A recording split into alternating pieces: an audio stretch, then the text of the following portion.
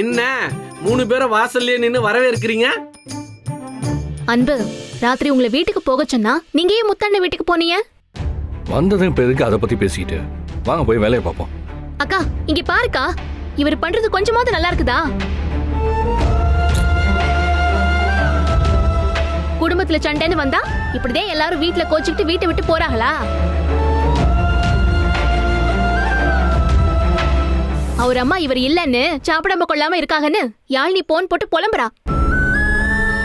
இவர் என்னடானா என்கிட்ட கூட சொல்லாம இப்படி எல்லாம் பண்ணிட்டு இருக்காரு. அவங்கள சாப்பிட வேணாம்னு யாருமே சொல்லியே. உன்னையும் வீட்டை விட்டு அனுப்பிட்டாங்க, நானும் வீட்டை விட்டு வந்துட்டேன். அவங்க சந்தோஷத்தை யாருக்கு எடுத்தா? அவங்க நிம்மதியா சாப்பிட வேண்டியதானே? பாத்தீங்களாக்கா, ஏதோ 3வது மனுஷன் மாதிரி பேசுறத. இது புருஷன் பொண்டாட்டிக்குள்ள இருக்கிற பிரச்சனை. அதுல பேசுறதுக்கு நமக்கு ஒண்ணு இல்ல. வாங்க போலாம். அவங்க 2 பேருக்கு தான் இன்னும் கல்யாணமே ஆவலையே, அப்புறம் எப்படி புருஷன் பொண்டாட்டி ஆவாங்க? நீ உண்மையாவே ஜெயந்தி அக்கா சொன்ன மாதிரி இருக்குதான். ஏய், பேசாம வாடி, நீ பேசிட்டு வா. ஏய் ஏய் ஏய் சாசு, ஜெயந்தி ஜெயந்தி ஏய் ஜெயந்தி. அன்பு, நீங்க பண்றது தப்பு.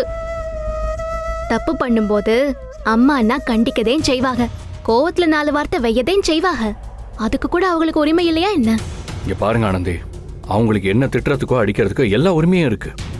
அதுக்காக ஒன்றும் நான் கோவப்பட்டு வீட்டை விட்டு வெளியே வரல.